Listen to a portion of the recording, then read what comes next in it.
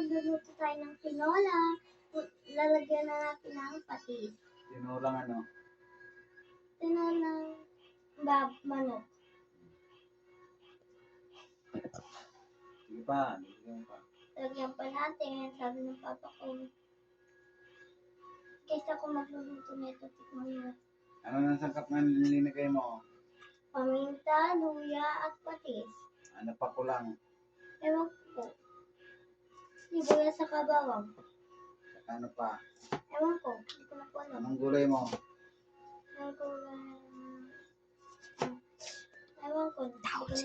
Sayote. Sayote. Ay. Kaya. Sayote guys. Yung gulay ko. Saka daon sili. Tapos daon na sila.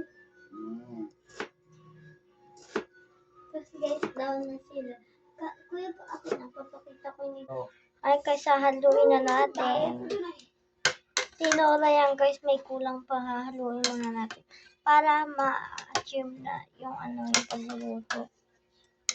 Para makuha ang lasa na naglagay natin sa cup.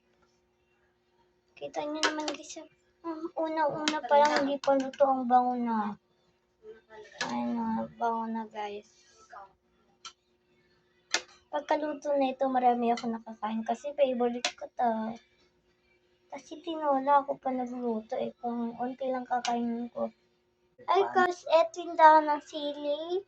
Tapos eto yung siling banigang. Eto yung sibuyas and kamatis. Ayan guys, sumasangkap.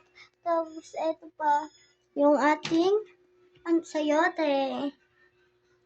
Ito guys yung ating sayote. Masarap yan guys pag naluto. Kasi ako yung nagluto. Eto guys yung nagluto. Diba? Nagluto ako. Diba guys? Dadamihan kita ng kain, sabi ko sa'yo. Kaya na. Bye-bye. Bye! Bye-bye. Mamaya mo na